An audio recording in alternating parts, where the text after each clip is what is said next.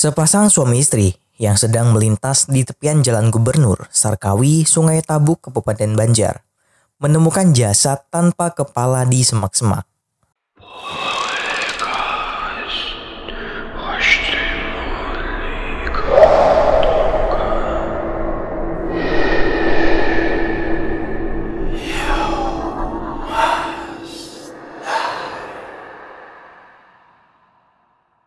Oke, jadi gini ceritanya. Selasa 20 November 2018, sang istri minta diantarkan oleh suaminya karena ingin buang air kecil. Saat keduanya memasuki semak-semak, keduanya dikejutkan ketika mereka melihat ada jasad tanpa kepala di dalam semak tersebut.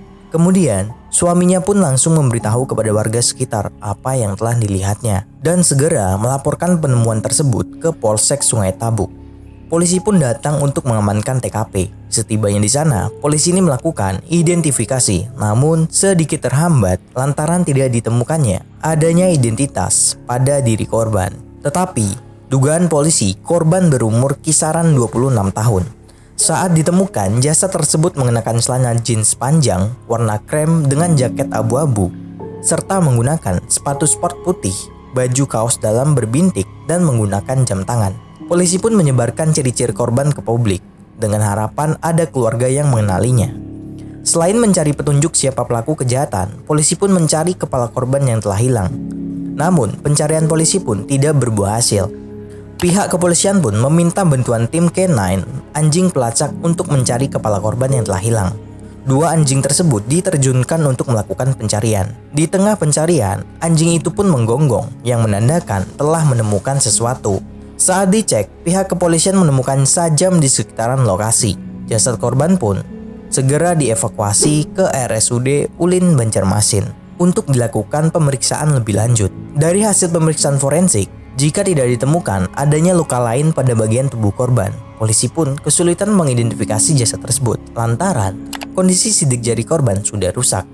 Ternyata masih ada salah satu jari korban yang masih bisa dipindai sidik jarinya. Kepolisian pun melakukan pengecekan sidik jari di Dinas Kependudukan dan Catatan Sipil atau Disduk Capil, Kota Banjarmasin. Walau jari korban terlihat hancur, untungnya jari kelingking dikabarkan masih bisa dipindai. Akhirnya terungkaplah identitas dari korban. Jasad ini bernama Muhammad Rahmadi atau Madi, berusia 19 tahun. Dia merupakan warga Desa Tatahlayap, Kertak Hanyar, Kabupaten Banjar. Polisi pun segera menghubungi pihak keluarga. Ayah korban yang mengetahui kabar itu pun bergegas menuju RSUD Ulin Banjarmasin.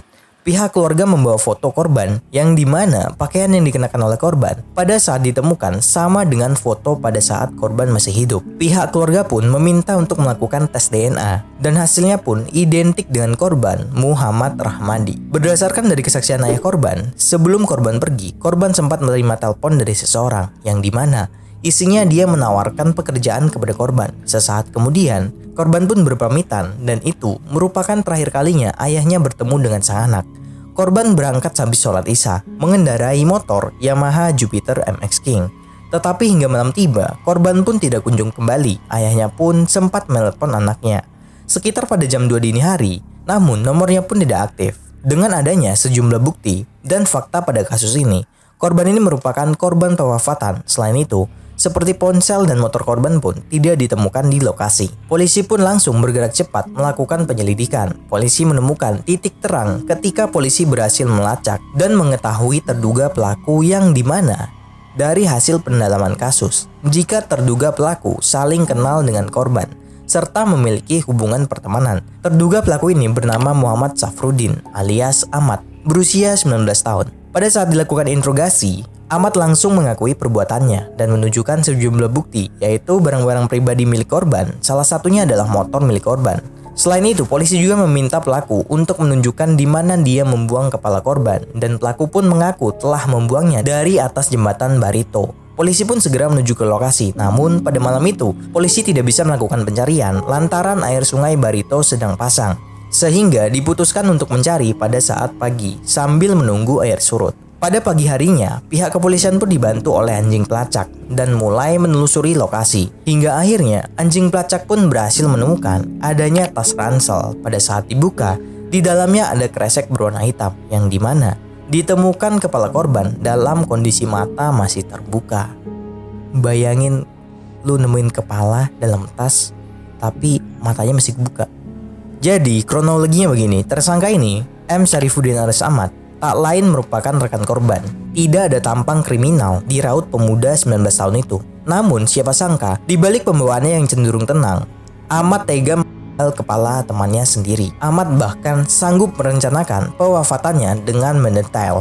Dia menghubungi dan berpura-pura mengajak Madi untuk melamar kerja di Palangkaraya. Agar temannya itu tertarik, dia menyebutkan penghasilan yang bakal diterima setiap bulannya dalam pekerjaan itu angkanya sampai 7 juta rupiah. Mendengar gaji yang menggiurkan, Madi pun tertarik. Mereka lantas janji bertemu di suatu tempat. Ahmad kemudian menitipkan motornya dan menumpang sepeda motor Rahmadi. Keduanya pun berangkat siang hari. Tapi di tengah perjalanan, Ahmad ini meminta Madi untuk berhenti sejenak. Dia beralasan ingin buang air kecil. Lokasi itu berada di pinggir jalan Gubernur Syarkawi, Desa Lok Baintan, dalam RT 02 Kecamatan Sungai Tabuk. Di dalam semak-semak itu, Ahmad memanggil Rahmadi untuk menemaninya. Mendadak, Madi sendiri juga ingin buang air kecil. Saat dia berjalan menuju lokasi Ahmad, ponselnya terjatuh. Saat hendak memungut itulah, Ahmad ini menarik sajam dari balik bajunya dan mengayunkannya ke kepala korban. Setelah pertama, Madi tersungkur ke tanah. Tak puas dengan tebasan pertama, pelaku kembali mengarahkan sajam ke leher korban hingga Kepalanya dibungkus dengan plastik dan dimasukkan ke dalam tas, lalu dibawa dan dibuang di bawah jembatan Barito. Dan Ahmad pun pergi meninggalkannya begitu saja. Ahmad ini mencoba menghilangkan jejak dari polisi dengan berusaha lari menuju Kabupaten Tanah Laut. Namun setelah warga geger dengan temuan jasad korban, tim gabungan Resmob Polda Kalsel, Jatanras, Polres Banjar, dan Polsek Sungai Tabuk melakukan penyelidikan. Dengan berbekal peralatan yang dimiliki serta keterangan dari para saksi, polisi menemukan titik terang kasus ini dan mulai mengejar Ahmad. Setelah mendapat informasi, polisi pun segera melakukan penyelidikan. Kamis 22 November sekiranya pukul 00.50 WITA, polisi berhasil meringkus pelaku di rumah kos yang berada di Gang 55, Desa Bentok, Kecamatan Bati-Bati, Tala. Dari penangkapan itu, petugas menemukan sejumlah barang bukti berupa 1 unit sepeda motor merek Yamaha Vixen milik Madi, 1 unit sepeda motor merek Yamaha Jupiter MX warna biru milik Ahmad, 1 unit ponsel, dan 1 dompet milik Madi. Selain itu, ada 1 gagang parang yang terbuat dari kayu yang dipakai untuk mewafatkan, serta beberapa barang bukti pakaian Madi. Perbuatan pelaku yang sudah dengan sengaja mewafatkan korban secara berencana akan dikenakan hukuman berat. Pelaku ini sempat dilakukan tes kejiwaan dan hasilnya pun normal. Maka dari itu pelaku terjerat dengan pasal 340 tentang pewafatan berencana dengan ancaman hukuman maksimal vonis wafat.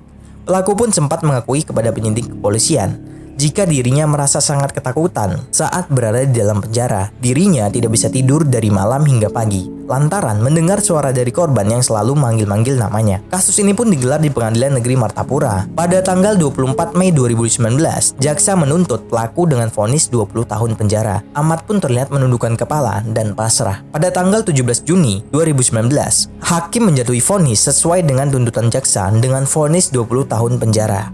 Coba bayangin ya, ketika lu nemu ransel dan lu buka, itu isinya kepala manusia yang matanya masih melihat atau masih terbuka. Serem cok. Dari sinilah definisi mulutmu adalah harimaumu. So, thanks for watching.